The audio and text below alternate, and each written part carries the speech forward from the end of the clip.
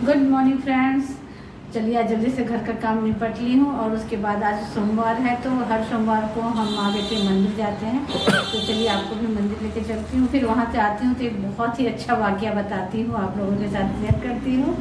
तो चलिए मंदिर चलते हैं। तो आइए।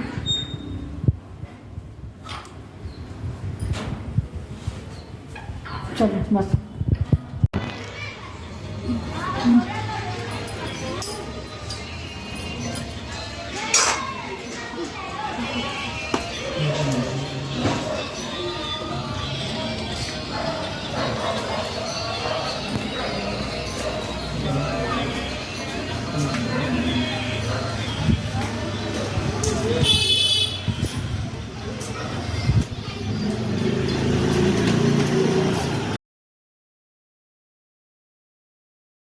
आ गई और आज मैंने नाश्ते में पोहा बनाया था। तो आज मैं दाल चढ़ा लूँ और इसके साथ साथ आप लोगों के साथ बातें भी करती रहूँ। और पता है मैं जो वाक़या बताई थी वो हुआ ये, क्योंकि जब भी मैं दाल बनाती हूँ तो मुझे अपनी सासू माँ की बहुत याद आती है, बहुत। तो वो भी इसलिए कि जब मैं शादी करके गई थी तो असल बात था कि मैं मायके में कुछ काम करती नहीं थी और बहुत जल्दी मेरी शादी हो गई थी। और 5 भाई के बीच में मैं एक ही थी, तो मुझे किचन के से कोई मतलब ही नहीं रहता था। और ऐसे भी होता ही है कि आदमी जब मायके में रहता है तो इतनी अल्हड़ सी उम्र होती है कि आदमी उतना केयर ही नहीं करता था क्या बन रहा है क्या नहीं बन रहा, मम्मी क्या बना रही है क्या नहीं। और मेरे पापा मुझे किचन में जल्दी देखना ही नहीं पसंद करते थे, तो मैं किचन में जल्दी जाती ही नहीं थी। तो मैं दाल के बारे में मुझे कुछ नॉलेज नहीं था कि हाँ ये पता था अरहर मसूर होता है, चने का दाल होता है, लेकिन कौन सी दाल कौन सी होती है ये नहीं पता था। तो जब मैं शादी करके गई ससुराल तो मेरी सासू माँ ने एक दिन मुझसे बोला कि दुल्हन जा अरहर की दाल बैठा दा, हम लोग जैसे भोजपुरी में बोलते हैं। तो वैसे उन्होंने बोला कि दुल्हन दुल्हन जा अरहर की दाल बैठा दा।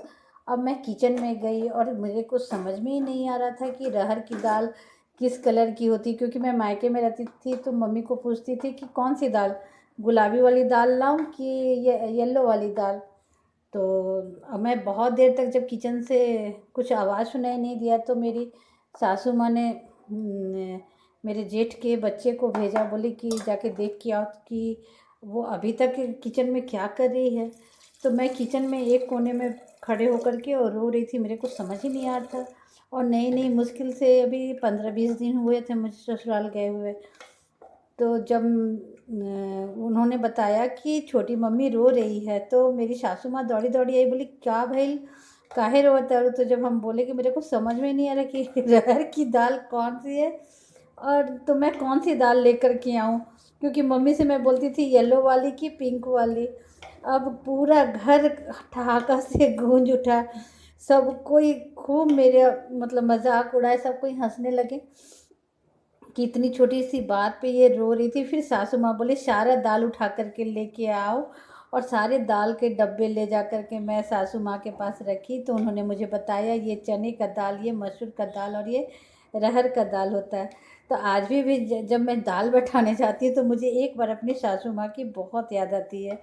और सही बात है कि मायके में का जो उम्र रहता है और चाहे मायके में जो आदमी रहता है, बहुत जल्दी मेरी शादी हो गई थी। मात्र मैं 22 साल की थी और पढ़ाई पे ज़्यादा फोकस रहता था, तो इसलिए मैं किचन में ध्यान ही नहीं देती थी। तो मैं सोची कि चलिए अजय अब आप लोग के साथ भी ये वाक़या शेयर करूं कि कैसे मतलब मतलब कभी कभी ऐसे ऐसे पल भी आते हैं जो आदमी, कुछ ऐसे पल होते हैं जो आदमी भुलाए नहीं भूलता। और बहुत अच्छी मेरी सासू माँ थी जो उन्होंने मुझे किचन के सारे चीज़, खाना बनाना से लेकर के सब कुछ बहुत अच्छे से सिखाया। कि तो इसीलिए आप भी अपनी बेटियों को ये चीज़ ज़रूर सिखाइए, क्योंकि मायके में ससुराल में जाने पे शर्मिंदगी ना हो। तो चलिए अब मैं भी दाल चढ़ा देती हूँ और अभी छोटा वाला बेटा है तो खाना बनाने में लगी हुई हूँ।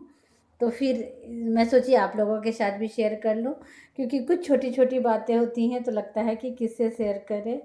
और यही वो पल है ज़िंदगी में जो बहुत याद आता है सबके चले जाने के बाद। और आज किस्मत ऐसी है कि ना मम्मी है ना सासू माँ है, कोई नहीं है मेरे साथ। बस उनकी यादें ही हैं जो हमें जीने का रास्ता दिखाती हैं।